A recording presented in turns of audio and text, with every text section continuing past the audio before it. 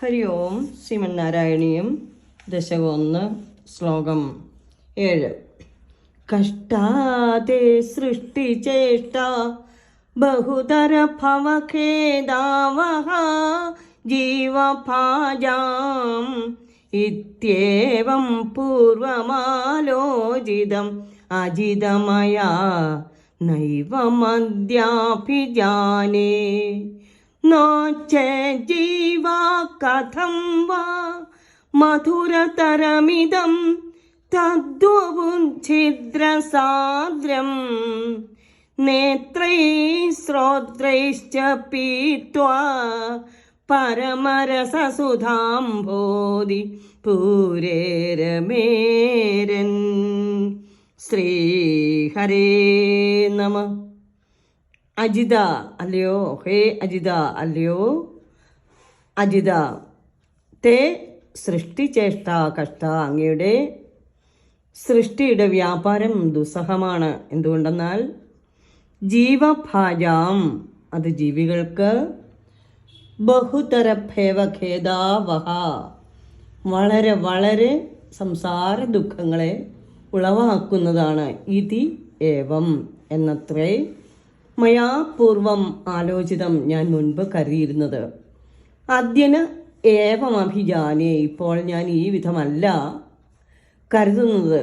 No ഛേദ്, ഇല്ല എങ്കിൽ, അവിടുന്ന് സൃഷ്ടി ചെയ്തില്ല എങ്കിൽ, ജീവാ കഥം വാ, ജീവികൾ എങ്ങനെയാണ് ചിദ്രസാദ്രം മധുരതരം, ചിത്തവും രസവും, അതായത് ആനന്ദവും ജ്ഞാനവും, ഇതം തദ് വപുഹു കിനിയുന്നതും ആകിയാൽ അത്യന്തം കൗതുകപ്രദവുമായ അവിടുത്തെ ഈ ശരീരത്തെ നേത്രൈ സ്തോത്രൈ പീത്വാ, നേത്രേന്ദ്രിയങ്ങളാലും സ്തോത്രേന്ദ്രിയങ്ങളാലും പാനം ചെയ്തിട്ട് പരമരസസുധാംബോധി പൂരേ രമേരൻ, പരമാനന്ദമാകുന്ന അമൃത സമുദ്രത്തിൻ്റെ തിരകളിൽ കിടന്ന് ആഹ്ലാദം കൊള്ളാൻ സാധിക്കുന്നത് എങ്ങനെയാണ്?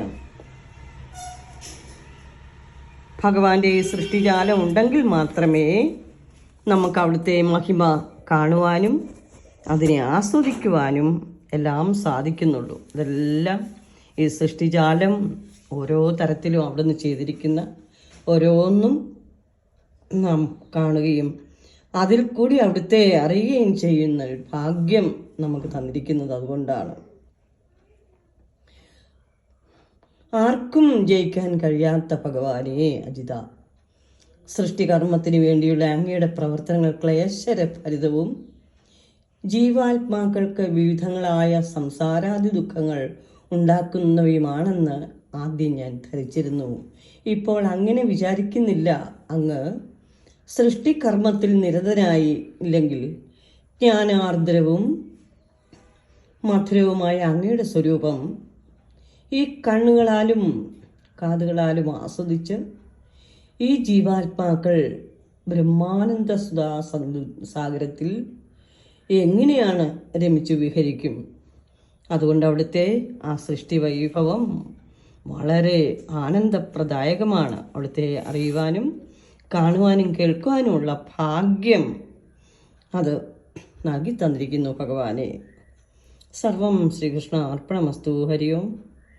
മൂർഖന്നോ ശ്രീഹരി തിരുമേനിജി എഴുതിയിരിക്കുന്ന ശ്രീഹരി എന്ന നാരായണീയം, നിഴൽ നാരായണീയത്തിലെ 4 വരികളുടെ പാരായണം ചെയ്ത് സമർപ്പിക്കുന്നു. ദുരിതവും കഷ്ടപ്പാടും നിറഞ്ഞ നിൻ സൃഷ്ടിജാലം ജനങ്ങൾക്കു ഗുണമെന്നു കരുതുന്നിപ്പോൾ, അതുകൊണ്ടാണല്ലോ ദേവാ അവിടുത്തെ ബ്രഹ്മാനന്ദ സുധാബ്ദിയിൽ അടിയങ്ങൾ രമിക്കുന്നതും.